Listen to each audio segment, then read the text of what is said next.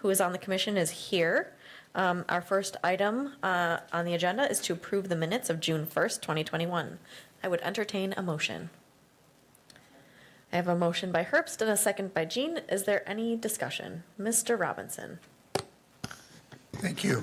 First of all, I want to thank Gina for the completeness of the minutes, but going forward, in light of the fact that we're videoing these meetings and they're available in public access, I think it would be more beneficial to me if we could capture the intent of the discussion and the motion instead of try to get a verbatim account. So if we could compress the minutes a little bit, I think that and while it captures generally the discussion, there are a few, I think probably misstatements that are easy to make when you're trying to do verbatim without a transcript. And I don't think that it serves the purpose of the commission or the public to have this long and detailed. And again, particularly because we have public access covering these meetings. So I thank you for your effort, valiant effort, trying to understand what I'm saying in particular and capturing that. But I don't think we need as much detail. Okay, so I know that we've had some discussions about talking with the clerk about minute capturing, so we will definitely continue that and move forward with a little bit more, a little briefer versions of. The Wisconsin County, one of the reasons I raised it, the Wisconsin Counties Association stresses brevity in minutes in capturing the action. I think that that's probably the other extreme, but if we could get the general discussion, the motion in that, and again, I laud you and thank you for a very thorough job, but I think going forward it would be nice to have a little bit less. Sure, we will definitely take that under advisement. Any other discussion on the minutes? Okay, all those in favor of approving the minutes and moving forward with briefer minutes in the future can signify by saying aye. Aye. Aye. Any opposed? All right, that passes. Thank you. Second item on the agenda is our director's report on utility operations. As you know, our director is not here today, but we do have folks that know what's going on. So I don't know if there are any questions about what was stated or if you want to highlight anything, Dave or Scott.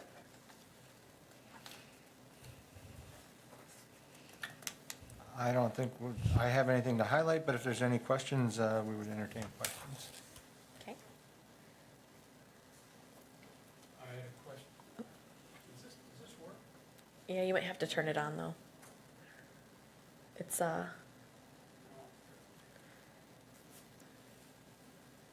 we like to give you the weird mic. It's a test. Does that work? Yeah.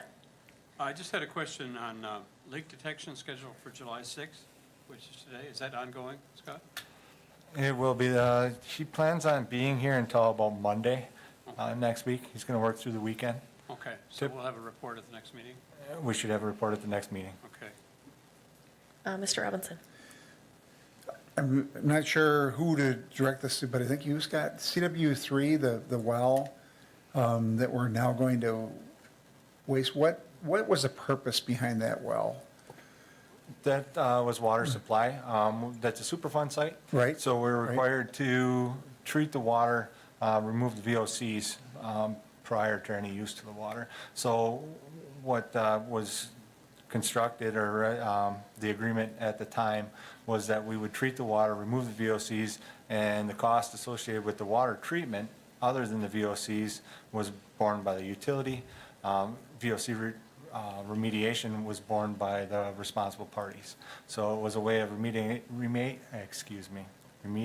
the water and doing it at the most economical cost. So are we at all concerned, we'll continue to pump that into the foreseeable future? Correct. Is that correct? Beyond this, and we'll just waste it, sort of like the well that Marathon Electric had on their property? Correct. The idea is that hopefully we can pump the well over some air barriers and Riprap. Get rid of the VOCs, and then put the water into the river. So will we continue to be monitoring that? We will. And so those costs would be borne by the Responsible parties. Of which the city is one, and Wausau and Marathon Correct. Electric. And then long-term, I notice you've got, with a consultant looking at what the options are long-term. Ideally, it would be to quit treating it. The levels of VOCs are well below drinking water standards right now. One of the concerns is with a change in pumping schedule or possibly a change with Wausau Chemical moving, remediation of that site, that the plume may shift, or there may be a smaller plume that starts to move after the water changes some direction. So we'll have to continue monitoring, and there'll be a monitoring plan given to us by EPA that we will continue through with some contingencies on that, I'm sure. So we're continuing to pay for a portion of that, Scott? The city of Wausau pays for a third, Marathon Electric pays for a third, and Wausau Chemical pays for a third. By taking it out of service, we're not seeing any reduction in cost. There won't be any reduction to the utility or the city, no, Okay. other than the pumping cost for going back across the river. We will be saving on that. The reason we'd really like to get rid of it is the water that's pumped Well, I from wanna our get two rid of it super too. site. I want to shut it down and be out of there. We do, Yeah. that's the end goal. But it's gonna take some time to work through that with the EPA. Mr. Force? I had a question on the lead and copper sampling. Eric says, "We did ask customers if they'd like to have sampling done on an investigative basis." I don't recall that. Were customers notified? The ones that are on our sampling list, Oh, so we have a list that's approved by the DNR to take our regulatory samples from. So our lead and copper sample sites are the same every year, and those sites are approved by the DNR. okay. And then when you say 4.9 micrograms per liter, what's the upper limit? Right now, 15 is the upper limit or the action level. So 4.9 is well below that. That is well below. Thank you. Mr. Jean? Are you saying that there's a good chance we could shut the well down in 2022 or 2023? I don't think in 2022 or 2023, we would be able to shut the well down. We would be able to stop using it for water supply. We would possibly be able to put it over riprap and put it in the river. Are we then, I didn't quite read this correctly then, do we have to pump it back to the new plant? We had an update today from GHD. They're hoping to have something, at least comments back from the EPA within the next 2 weeks. There'll be some more follow-up at the next meeting. They're trying to put some pressure on them to make a decision so we can run with a plan on how we're going to deal with 3 in the interim until we shut it down. Because the Marathon Electric barrier well has been shut down for a number of years. And I find it odd that we were never the source of the contamination, except maybe the city was on the west side. So I find it odd that they continue to force us to run that well, period. I mean, I think we have ownership of the Wausau Chemical site, is that fair? But we are not the responsible party for that. When you say the responsible party, Joe, Well, we were a responsible party on the west side where the city was because of that dump that never became a formal dump. It was a spot where the city was going to dump. I planned to use it along the river there, but it was never opened. But we still became responsible having the site. But we have nothing on the east side. We didn't contribute to this contamination. I know that we have to deal with the Wausau Chemical site, and I think would be working with Wausau Chemical on that point. But we are not a responsible party, at the best of my knowledge, on the east side for anything. We were just that was part of the treatment scheme that we all contributed to. Mr. Robinson? Joe, let me take you back in history, Go right ahead. because I remember this all too well. One of my first meetings as a mayor was in Chicago with EPA on this, and if you remember Bruce Cartwright and Cold Spring Resources, we kept saying that plume won't flow under the river, and lo and behold, it flowed under the river. So I think what you've got is a list of, you've got 3 responsible parties without necessarily assigning blame for a component of that. But I would hope that we would look to it. I would agree that we probably don't have direct responsibility for the east side VOCs, but they may be remnant VOCs that are still tracking from the west side under the river that we can't prove we did or didn't contribute, but we signed that agreement back in '88 to move forward. But the concerns that I would have would be, what will that do with the Kona depression being, if we shut it down, you'll change some of the hydraulic flow in that area. I would be more concerned about some ponding and pooling of some of the contaminants that came off the Wausau chemical property. So I would assume that GHD is looking at that. They've had that long-term involvement, formerly Conestoga Rovers, so they should have that historic understanding of what's going on. But make sure that we aren't, we're not pulling water into that area and creating basically a barrier, that we don't unintentionally create transport for some of the VOCs that are on the east side of the river. But I would imagine GHD will look at that. Okay, Mr. Jean. I think there was, because they put some wells on that island out there. I've never was personally convinced that we were pulling it, because we have one well, we have several wells up on the other side of the river. I'm not sure if I was totally convinced of that, but I now thank you for reminding me of that, John. And you're correct, that was a lot of discussion about that. Oh, yeah. I'm just so glad to have the wealth of city knowledge sitting right here with us on this committee, so thank you. Any other discussions about this report? I had a question Yeah. for Scott on the meter change out. What meters are going in as replacements? As replacements, residential census meters? The new ones? Yes. Okay.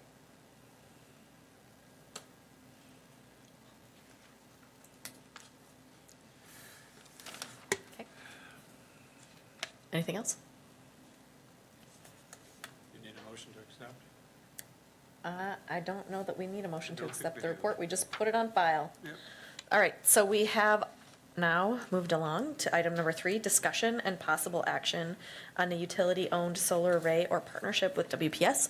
I don't know if anybody here wants to give us a quick staff kind of talking points here. I know we have the report here in our packet. You do have Eric's memo. I don't know that I can explain outside the memo. It's pretty straightforward. If there's any questions, either I or myself or Tanya can address those questions. Yes, Mr. Jean. Does this cost comparison by year reflect the rent that we were going to charge WPS? I couldn't find it, so I was just curious. Yeah, and Tanya, you can address if you want, but the initial discussions with WPS did not put a lot of equity in the rent funding. Okay. So it's in there, but it's a relatively small amount. Do we have a clue how much that was going to be? A few $1,000s a year, something like that. Okay.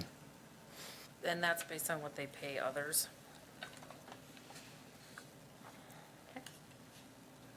So we wouldn't be getting rent necessarily for city acreage. It would be comparable to acreage in a farm field that they typically pay for these types of arrays. So based on that, it appears that it's not much of an advantage for the utility to proceed in that manner. Correct. Mr. Force.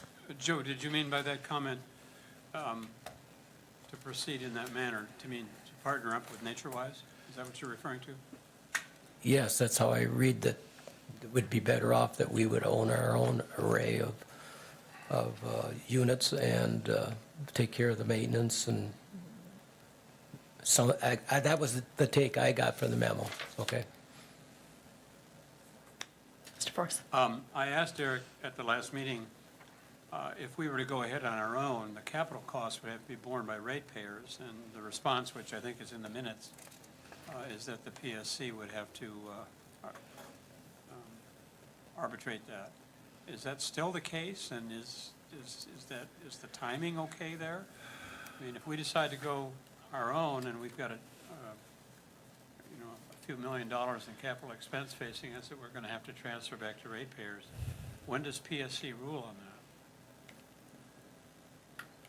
that? We would have to file a rate case with PSC to pursue it in that direction. There was discussions for possible other options. There may be some DNR funds that may be available to go in that direction with some renewable energy. There's also some infrastructure funds that may be floating around that could possibly use for some type of project like that. Call your congressperson. Yes, Mr. Robinson.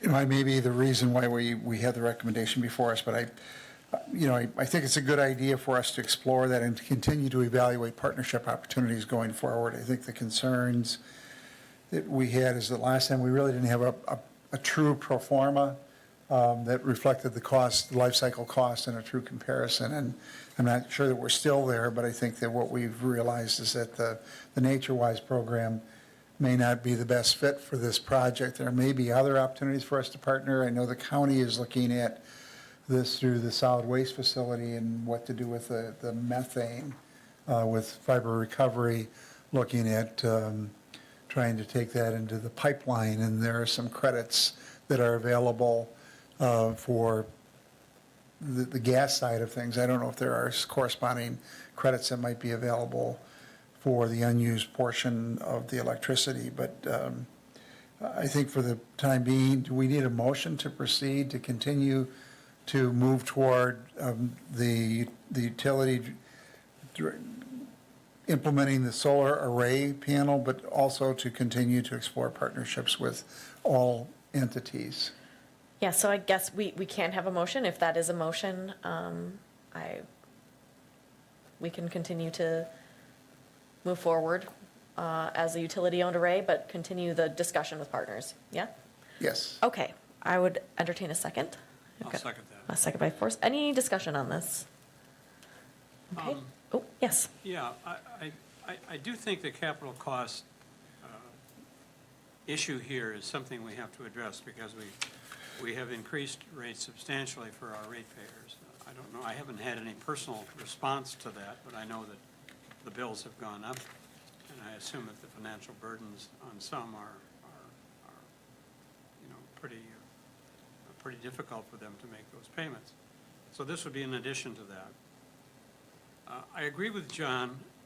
I like the fact that WPS and their parent, We Energy, were coming to us with a proposal, and I think I expressed my opinion at the last meeting that it was encouraging to me to see the local utility moving in the area of renewable energy, and I applauded that. So rather than just shut that off, I think John's motion makes sense that we continue to look at that option. The other one is the maintenance. I know that we've been told several times that there isn't a whole lot of maintenance associated with a solar array and that our staff electricians ought to be able to handle any issues. But still, when it's our equipment, it's our responsibility if something should happen. It's not a bad idea to have an experienced partner with lots of resources to be able to work with in the case of some adverse development. So I think John's motion is a good one. Okay. Any further discussion? Okay, all of those in favor of moving forward with the utility-owned array, but continuing to explore the options of partnerships can signify by saying aye. Aye. Aye. Any opposed? All right, that passes unanimously. Thank you.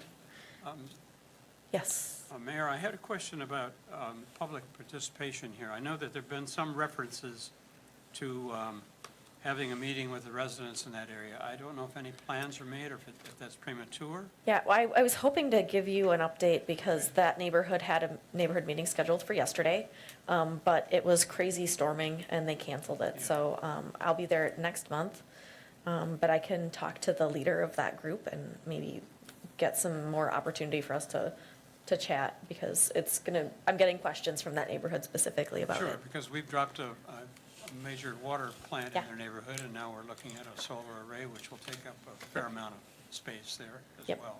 Yep. I don't think there's anything detrimental about the solar array.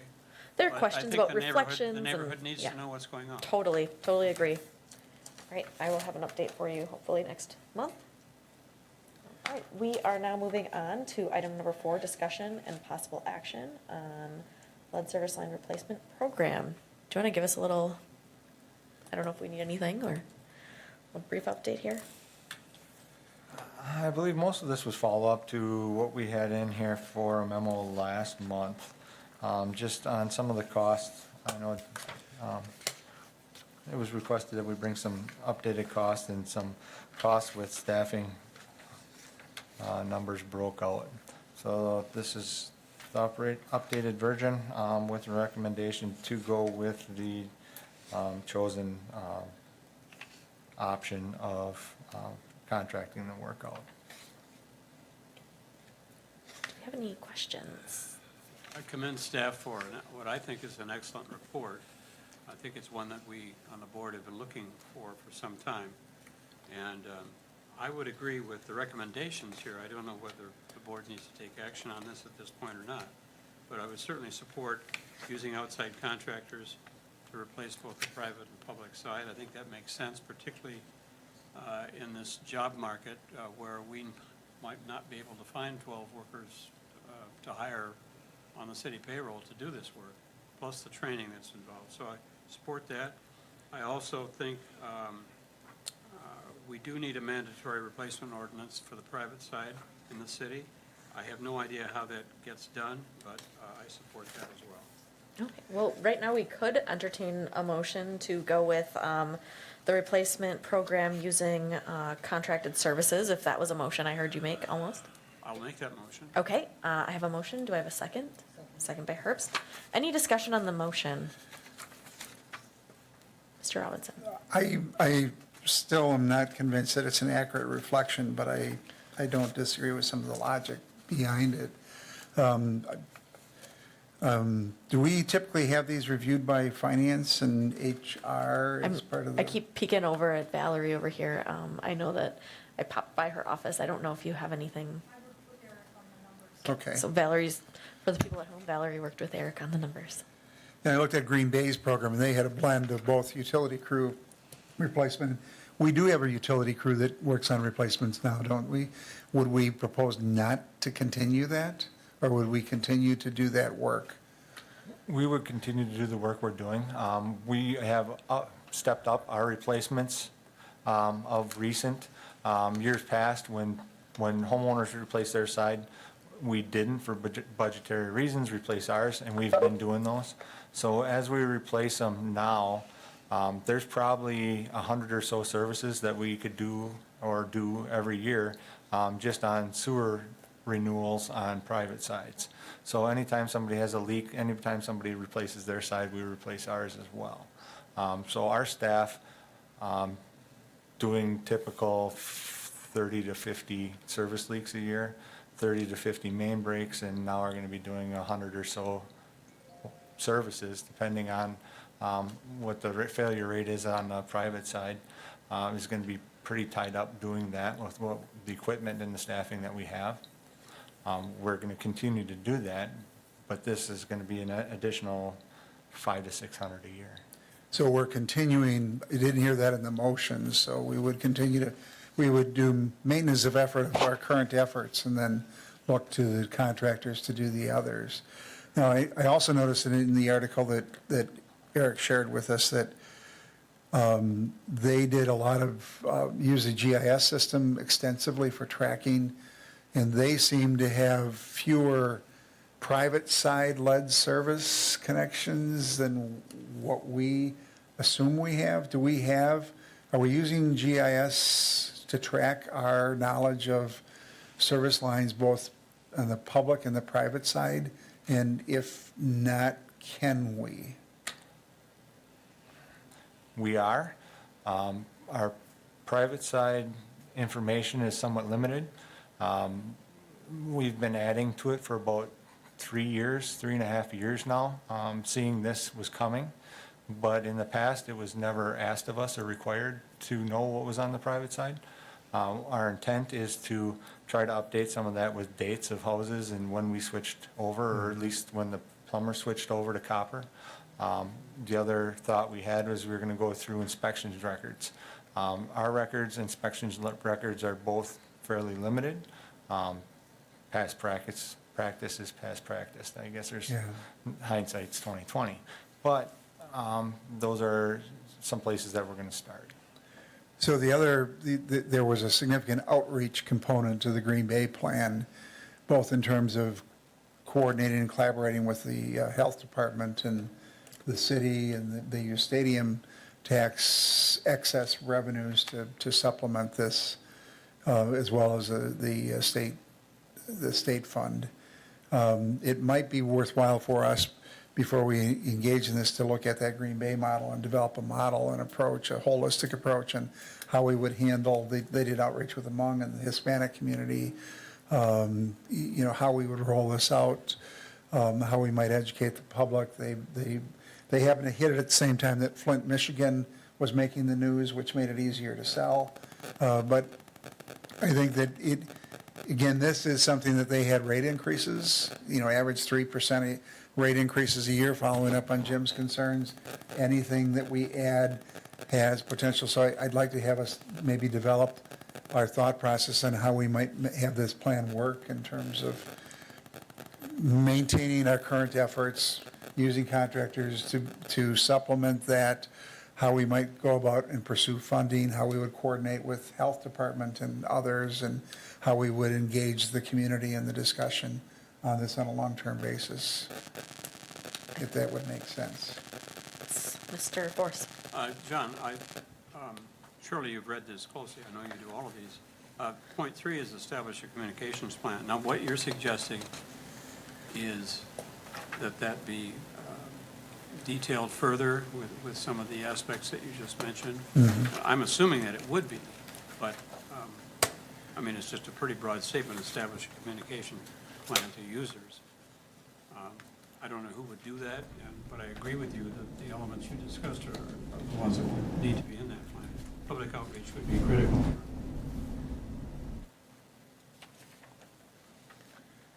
I don't know, did you want to amend the motion at all, or? I think the guidance that we've laid out, and you also made a point of maybe looking into an ordinance change. I think that can be part of this.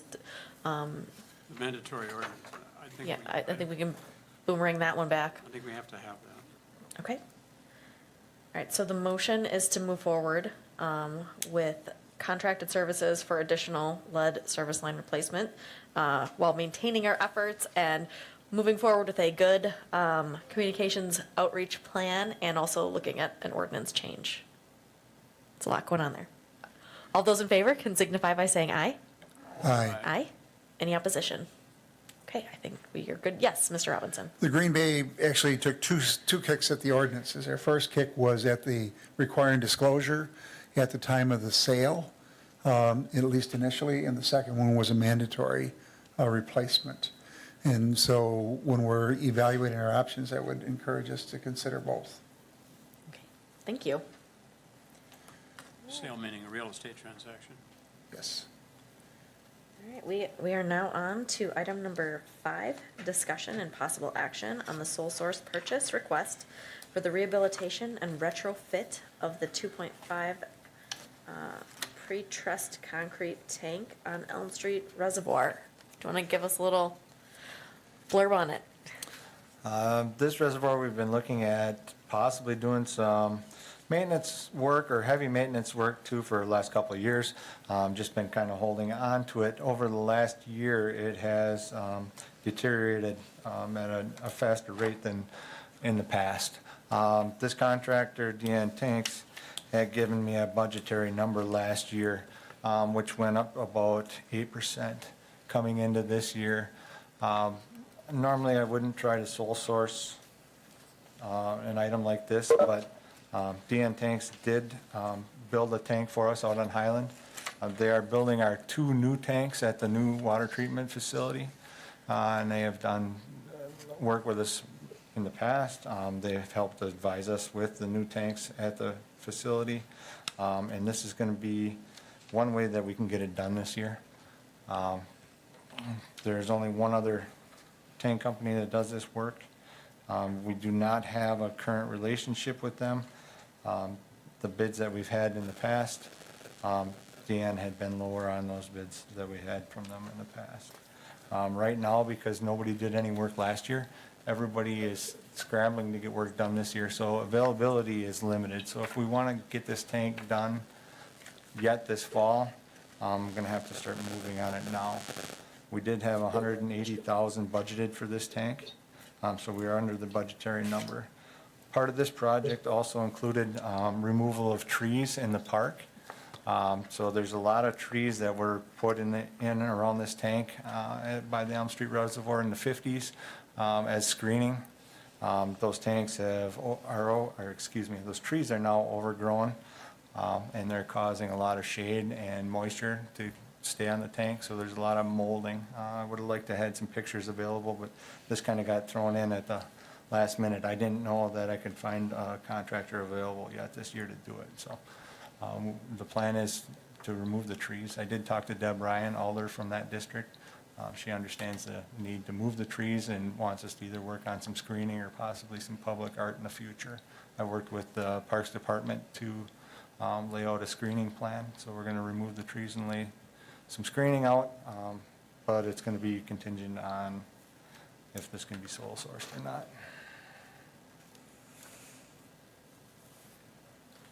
Mr. Force. Scott, what's the timing on this? The timing on this is the contractor won't put anybody on their schedule until they have a signed agreement. So they want to make sure they can procure product and have the time to do it. We're hoping to have this done in September, but it depends on how we can get put on the schedule.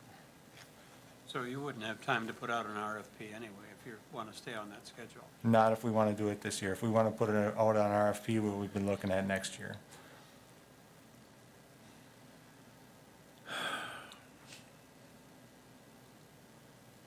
Mr. Jean. It is primarily the exterior portion of it, they're not doing anything in the inside? No, it'll just be the exterior of the 2.5 million gallon tank and the 2 outbuildings. There's a valve building that's the same build and a pump house. That's the same build. It will be all exterior work. Is the tree removal part of the 158 one? No. No. Parks Department will be removing the trees. Water utility staff will be removing the brush. Parks Department will be grinding stumps, and the utility staff will be black dirting and seeding. Then the Parks Department will come back and put new screening trees in.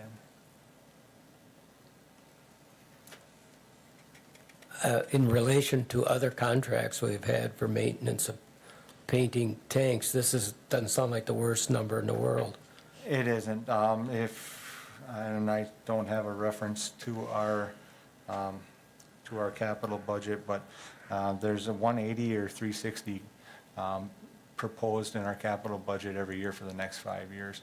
The 180 typically is the exterior, and the 360 is interior exterior. I apologize, it's probably my fault that we didn't come to this sooner, but we were heavily debating on West Wausau Tower or Elm Street, and Elm Street didn't fare as well as West Wausau Tower did over the winter. West Wausau is looking at an interior and exterior coating, so that would be 360 for next year.